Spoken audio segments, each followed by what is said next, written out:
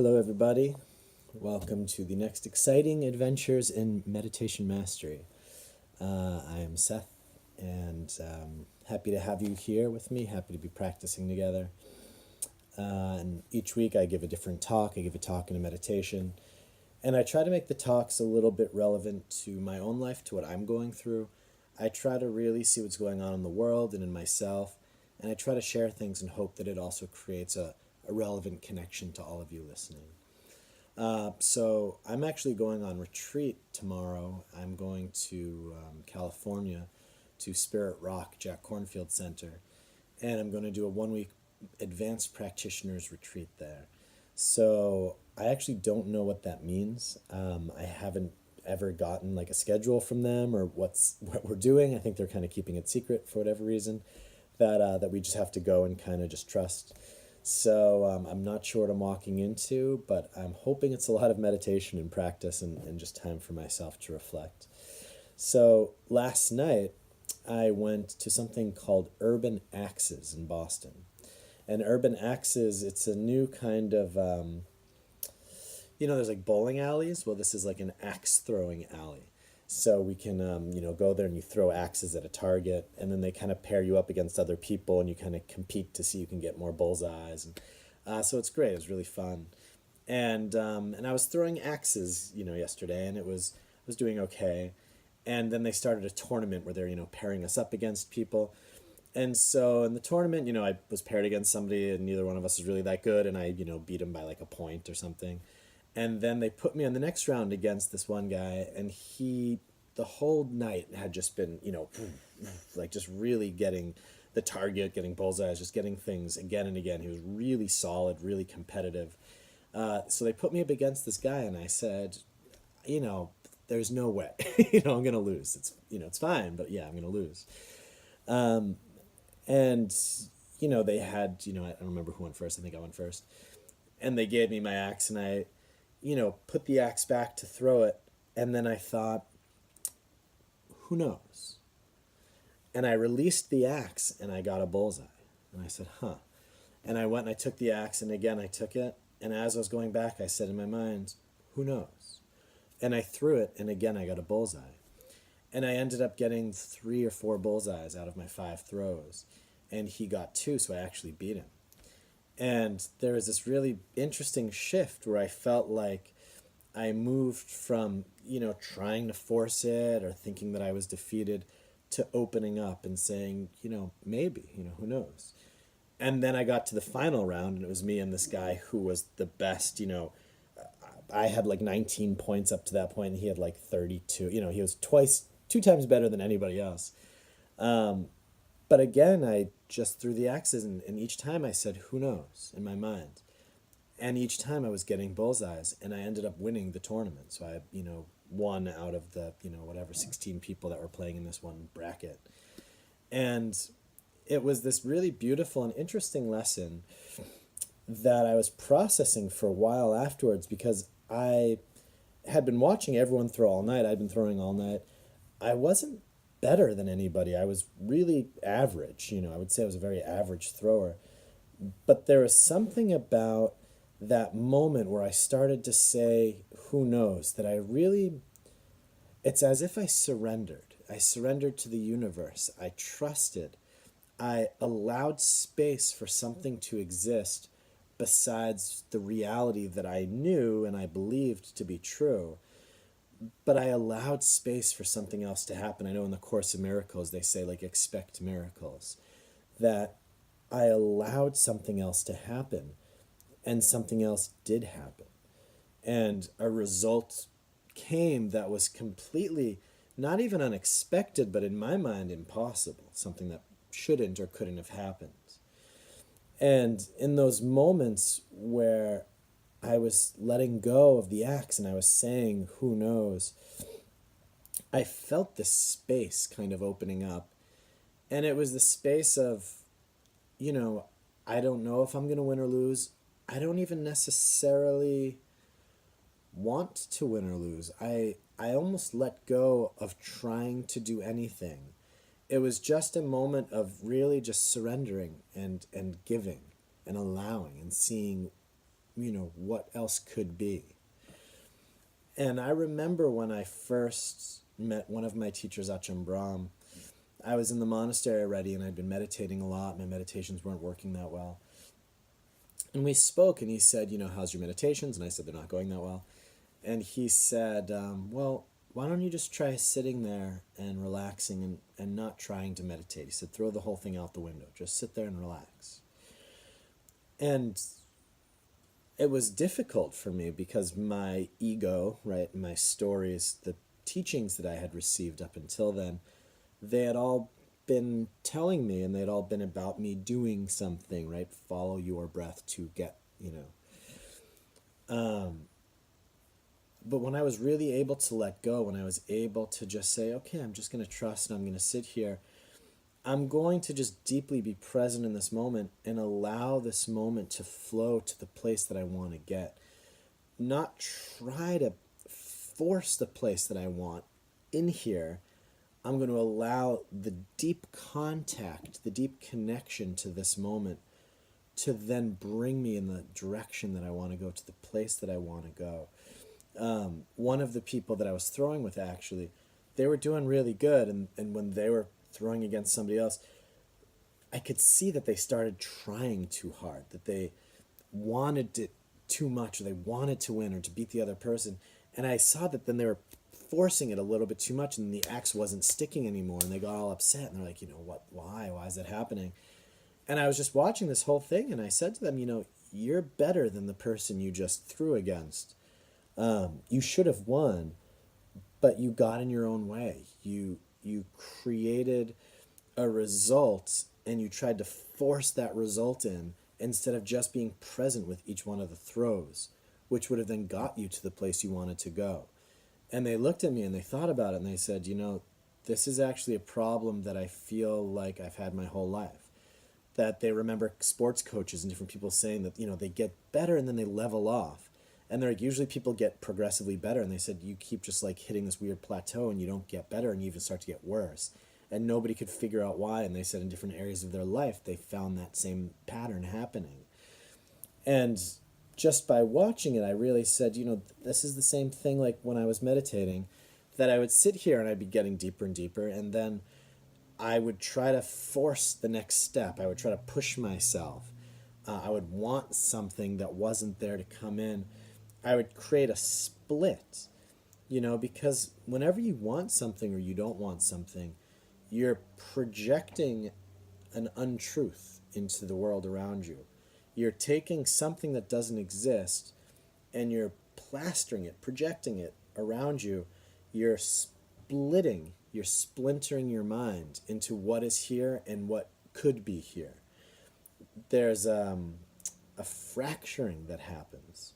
And the space between where you are now and where you want to be, that space in between, that's stress. That's called stress. There's a tension there. And oftentimes we don't realize that we're doing this. We don't realize that actually in this moment, everything is okay. Actually in this moment, I am great. I am amazing. I am happy. There's nothing wrong. Everything's fine. I'm okay. I'm valuable. I'm a fun, great, good person. Everything's good. All the boxes are actually checked. But then maybe I start comparing myself to other people, or comparing myself to what I want to be, right? Or start judging myself. Or I look at my bank account, or I look at my health, or my gym schedule, right? That I start to bring in these other elements that start to make me feel like I'm not good enough. I should be somewhere else. I should be doing something else. And it creates that split between now and, where I could be, right? Or where I want to be. Or I'm judging this moment as not good and a future moment as good. So the very moment that I'm in, I'm filling with an energy of discontentment. I'm filling this moment with an energy of not enough. And so I'm then not happy. I'm not happy until I get some result, until I move, the ball downfield somehow. This is a helpful way to live. I mean, in the world, if I wake up in the morning and my room is a mess, that feeling of being in a messy room and wanting that room to be clean, that's what motivates me to do the cleaning, right? So it's like that's how we get stuff done is you take things as they are, then you take how you want them to be, and then you move from here to there. But there's something that happens when you really start getting down into the mind that you realize that that's called doing. That yes, that is successful. That is the way to be a successful doer. Yeah, you're going to be a great doer. You can just do and do and do, and keep doing. You know, great. That's how you move things in this world. But the path of meditation, it's shifting from being a doer to a beer. That you're actually shifting from the doing to the being. That you're letting go of doing. That you're allowing this to be it. This to be great. This to be nice, fun, enough, happy, full, complete. There are many people that are very successful doers, but they're not happy. There's a lot of very successful business people, a lot of, real estate agents that, they're getting these houses and they're fighting for the dollars and they won the contracts and yes, and now, and they get all these things and I see a lot of people and I feel their energy and it's like, ugh, like it's not a happy feeling. They're bent on winning and claiming and owning and getting their worth through conquering, but there's no actual happiness in there. There's not like a real feeling of satisfaction. Of course, competition and stuff, that's great. Even the Tibetan monks, they compete against each other when they debate and try to see, who has the right understanding because it's helpful for everyone to grow. But there's so many kinds of doing that they don't come from a good place. As the Buddha would say, things need to be good in the beginning, the middle, and the end. And that's like a really good framework to lay over everything. Is it starting from a good place? Am I moving forward because I love myself or because I hate myself? Yeah, I hate that I'm skinny and poor or fat and this and that. Do I hate myself and that's why I'm moving forward? Or is it because I love myself so I want to go to the gym and eat healthy and do these things, right? Is it coming from a good place? And then in the middle, right? Beginning, middle, and end. So the middle, that would be like the method. How are you getting there? It's like I love myself and I'm poor and I want to make money for myself at the end. So my way of getting that money is to rob a bank, right? So that would be calling like good in the middle, good in the beginning, bad in the middle, and good in the end. But like the whole like does the ends justify the means comes in, right? So is our method, is our way of doing things good? Is it still with love and understanding and virtue? Is it still in line with our integrity? If it's not, if I go and rob a bank and then I get money, I'm not going to be, I'll feel like, whoa, I did it. Yay, good job, me. And then I'll always feel afraid. Feel afraid the police are after me. Feel afraid I'm gonna get caught. Probably won't be able to talk to people. Probably will have to move somewhere. That I got the thing that I wanted, but the karma that I'm creating, karma just means that I do something that's not in my own morality and integrity. So now, if you steal something, the karma of stealing is that now there's people looking for who stole. That you created now karma of people looking for you. So what kind of karma are we creating through our means, through that middle place, and is it worth it? Is it worth it to cheat to win? Yeah, does it feel like you actually won? When I was playing Monopoly with my sister when we were kids, and she would be the banker, right? I'd see her sometimes take money and like slip it under her leg and stuff. And it's like, is that winning? And it's children do this a lot, right? But it's like, is that winning? And does that winning feel good? Do you feel good about yourself that you won by stealing, by cheating? Is that even winning? Are you even playing a game anymore? Or is there a new game and that game is called Let Me See If I Can Get Away with Something, right? That's actually the game that's going on. And Monopoly is just the cover for that, right? But really looking for yourself and seeing what is my method? What is my approach? Is it coming from a good place? And then is the approach also good? And good also means with wisdom. So I was recently talking with somebody. I did a radio interview, actually. Posted it on my Facebook page if you want to watch it. And the woman who was interviewing me at one point, she said that she is a mother, and being a mother is one of the most challenging things she ever had to do, especially because she had to start splitting off her children from her role as being a mother. And I kind of asked her, well, what does that mean? Can you explain that a little bit? And she kind of went on to say, look, you, as a mother, you love and you care about your kids, right? So it's good from the beginning. You care about them, but then also you judge yourself based on how they're doing. If they're successful, then you are a good mother. If they're sick, if they're, addicted to something, if something's going on, you feel like you're a failure. That you make them about you.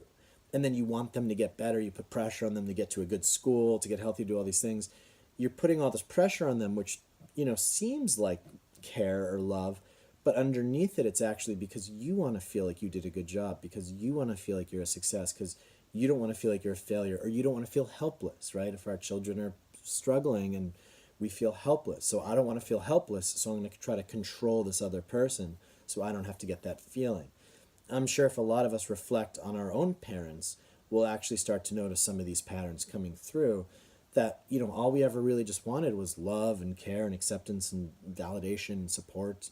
But we often got people saying, you should do more, you should do better, pushing us, which sometimes is helpful, but sometimes when we're pushed, it's that feeling of like, but aren't I okay already? Like, do I need to do that to get your love, to get the acceptance, to be a good valued person myself? So this really interesting thing that we also do this in relationships, right? In partnerships, that, we want to feel a certain way. So we frame something in like, I'm doing this for you, but we're actually doing it because like we want a certain result. We want that person to change. We want to feel better in some way. If our partner is like, again, like I'll just say like messy, right? So something like messy, and you're like in a mess, and you're like, I don't want to be in a mess. So you tell your partner, it'd be good for you to clean up because like it's, you're, you would feel much better, and you tell them all these things that they should do, right? But it's actually because you want that, right? You want a cleaner place to be in. That we have these really subtle ways of manipulation, that we're kind of always manipulating other people and things around us in really slight ways to get what we want out of it, because maybe we're not being clear or we're not being honest with ourselves about what is this really about. And again, like this woman said, that as a mother, to really to let go of your child and say, look, I'm here and I love you and I'm going to support you and I'm going to do everything I can and give you everything you want. And also I need to give you space to go through your own life. And you have to go through space to struggle. That your struggles don't mean anything about who I am and what I am, right? And to find that balance, to say that, what is that middle place? How am I acting? How am I living my life? With what energy am I doing things? That I want to be good in the beginning and then good in the middle too. Like, I love you, so I'm going to be here and I'm going to love you, but I'm going to love you in a healthy way, with healthy boundaries, right? With healthy relationship and expectation and communication. That I'm going to, connect in a healthy way. So I want my middle to be good too, so that the end result that I get will also be good. Oftentimes the end comes from doing good in the beginning and the middle. And I often use the example of like being a gardener, that, you can plant the seeds, you can, create the nice soil, you get the right climate, that you're in, and you plant the seeds and you water it and you take care of it and you pull out the weeds, and you can give all the right conditions, right? So you have a good motivation, and then all of the processes, you're just doing good things to it, but then that plant's going to kind of grow however it's going to grow. And you know that you've done good, you've done your best, and whatever happens, happens. More often than not, we'll get the plant that we wanted, but sometimes maybe like a weird freak storm comes or a rabbit comes and eats the thing, and and it's like you did good in the beginning, you did good in the middle, and then something else happened at the end that was out of your control. And that's when a lot of people, like, they give up, or they ask, they say, God, why have you abandoned me, or something, right? Or they feel like they're a failure. Or a lot of people, then they say, well, if I can be good in the beginning and good in the middle and still not get my results, then I'm not going to be good anymore, right? Then I'm going to be bad. Then I'm going to just take because everyone else is taking, so I'm just going to take, right? So they're coming then from a place of like woundedness, right? And fear and self-preservation and protection and tightness, like Scrooge, right? Or Gollum from Lord of the Rings, that he becomes all about you and your thing because you feel like the world has hurt you, and now, now you're going to just close up. And it's really important to also have that wisdom all the way to the end, to say, look, at the end of the day, what really matters? What does happiness really mean to me? If I spend all this time growing a plant and then something happens to it, so what? Then I walk around for the rest of my life pissed off at the earth, right? Am I going to just be angry at the universe for the rest of my life because things happened to me that were out of my control? So I'm never going to try to grow a plant again. That's what a lot of people do. And it's crazy if you think about it, because, they say that a successful person has just stood up one more time than they've fallen down. Whereas a failure, they fell down and then they just stayed down. They never tried to get back up again. So the only difference is that one person just stood up again. Yeah, because as long as you're standing up, you're succeeding. And if you're staying on the ground, then you're failing. And that's just up to you. That's not about the results. That's just about you, what your relationship is, how you relate and react and respond to everything. So what I was feeling when I was throwing these axes, and with this whole kind of story, and then also with what Ajahn Brahm said about meditation, there's a beautiful quality. And I said surrender. I would also maybe say trust. I would also maybe say that there's something that's even deeper, that's almost like the inherent okayness or goodness of things already. That inherently things already are okay. That it's not like I'm trusting, like I'm going to, jump off a cliff and trust that something's going to happen. It's more like I'm just trusting that, if I just let go, everything's not going to fall apart. That if I allow myself just to be here, if I allow this moment to be enough, if I allow myself to receive, if I allow my expectations to not be met, and instead just be okay or content or satisfied with whatever does come my way. Like I know when I'm hiking, and you're starving, you're in the woods, and you've been out for a while, like hours, and then your friend pulls out like a little packet of peanuts, and it's like, oh my god, that's amazing, I want a peanut. That just little silly thing becomes so important. But if I was home in my house and there's peanuts on the table, I would never even touch them because there's better food in the fridge. But we become so grateful and thankful for these little things that kind of come out of nowhere, that wow, I could really use that right now. And we oftentimes we get in our own way. We don't allow ourselves to be in a place that we can receive the things that we truly want. We don't allow ourselves to believe that the world actually is good and could be good and work out in our favor. I would even go so far as to say a lot of the difficulties or bad parts of the world are because they're filled with people who don't believe that. The people who are controlling those areas, right? There's a lot of corruption. If you go to like the poorest parts of the world, like you go to Africa, a lot of these places in Africa, the poorest parts of Africa, those are the places where there's diamonds. Those are the places where there's a lot of resources in the earth, right? But the people that are controlling those areas, they are doing so where like we're going to take all the diamonds, we're going to sell them over here, and we're going to make money and forget all the people that are living there. We don't care about them. That that there's a whole level or a whole like layer of control and misuse and abuse, and not trusting that things are going to be okay. That people take and hoard and like misuse others out of a very unhealthy survival mechanism, that they think I need to take because there's not enough. So I need to have this big pile of stuff. There's 10 people in the room and there's 10 apples on the table, but I know that I'm going to be hungry later, so I'm going to take 8 of those apples, and then only 2 people get apples and everyone else goes hungry. But I know that I have what I need, but like maybe more apples fall tomorrow or whatever, it's like, or if all of us have our apple, maybe we can all together go find more food. That all of these imbalances we find in the world and power structures, it all just comes from people who have an unhealthy relationship to being able to trust. an unhealthy relationship to feeling like enoughness, that things are enough, that I am enough, this world is enough, I have enough. I don't need to take from other people. I love and respect other people. So just kind of these very basic levels of respect and consideration, and that balance between myself and others, and others and others, right? This balance between all of us. But again, just kind of the basic level of trust, because if you really dropped in, like, we throw away half the food we produce in this country. Think about how many starving people there are. Think about how much we spend on groceries. And it's like, well, why are we spending so much money, but then all this food's getting thrown away? What if instead of having lawns, these green lawns that we're tending, what if we planted fruit trees and gardens and they were communal? So everybody tends a garden in their neighborhood, and then everybody can eat food from other people's gardens, and it's just food everywhere, right? What if we worked together? Yeah, there's so many different ways that we could do this world, that if we came from a place of just goodness and sharing, if everybody shared, it would work because there's enough.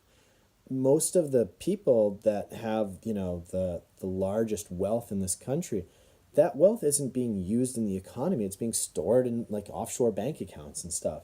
That the people with a lot, they're not interacting with that. They're taking their share, their apples, all the stuff, and they're putting it over here. And then so there's all of this lack around them.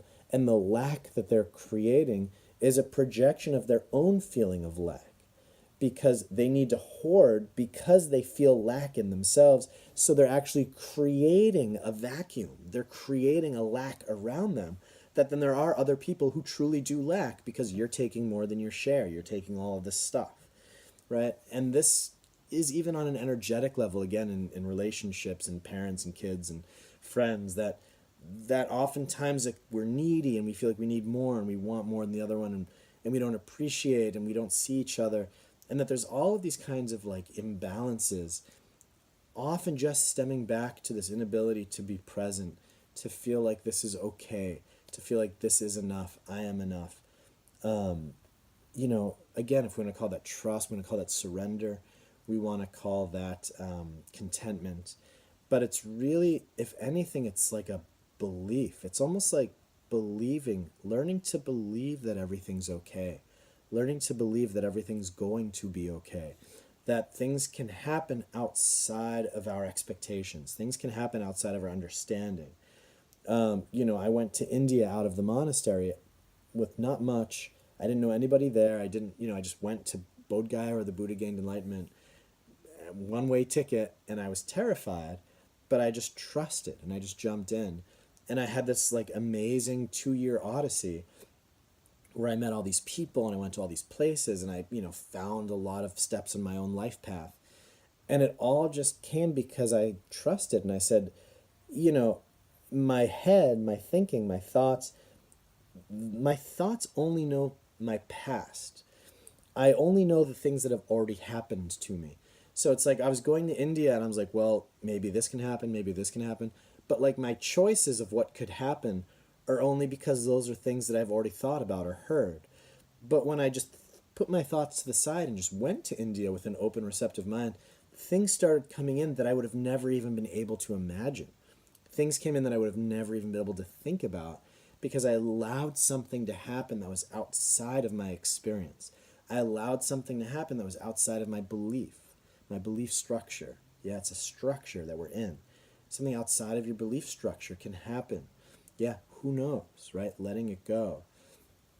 A lot of times, in Buddhism and in meditation, we talk about things like beginner's mind, right? We talk about letting go or opening. So this is kind of what we're talking about in terms of like, we're allowing something to happen beyond what we've ever experienced. We're allowing something to happen beyond what we maybe even understand, beyond what we even think is possible. And that's where things start to get crazy, is because when you do make these really, really deep meditation experiences, that is what happens. Things happen that are beyond what you ever could have imagined. That your whole understanding of self and reality, it shifts, it flips on its head. That everything you've ever known and experienced, you make a new experience. You're like, wow, it's like I've been living in a dream my whole life, and suddenly you wake up and then you look around and you're like, oh my God, Or like my teacher Ajahn Brahm said, when a frog and a tadpole saw each other, and the frog said to the tadpole, you're going to love dry land. And the tadpole says, what's dry land? And he says, it's what happens when you get out of water. And the tadpole says, well, what's water? It's that tadpole couldn't know water because it was in it. It's the same thing. It's like we are in a belief structure. We are in a conceptual framework that we ourselves have built. Maybe it's supported through other people and other messaging, but we are living in a framework that we are actually upholding, a conceptual framework of what things are and how things are and what could be, that we're upholding. Even if you think you're an open person, you're probably still holding on to a lot of ways that things are, that things need to be, should be, or things are, without realizing, well, do they need to be that, or is that just simply what I experienced, or is that what others have told me? Right? That it's really scary to let go of our relationship points, right? Our points of reference, and to allow new things to come in that we couldn't have ever imagined. To maybe a job, right? A lot of people are afraid to quit their jobs. What if you quit your job and then a totally new job comes in, something you would have never even dreamed of, something you've never even heard of? Maybe it's a job that's just being created, but it's perfect for you. Maybe you get out of your relationship and there's a person that comes in and it's like, wow, I didn't even know that there were people like this. Yeah, that there's things that can come in when we allow, when we open the space for that. So I want to bring that in. I mean, something definitely to look at in your life as well. But for now, I'm going to bring that into the meditation. And we're going to see how to bring this openness into the guided meditation afterwards, and also allow and see what else could happen and come in. So thank you all for listening to this talk today. I am looking forward to going on my retreat. So so think of me while you're meditating. I will be meditating too. So take care and see you soon.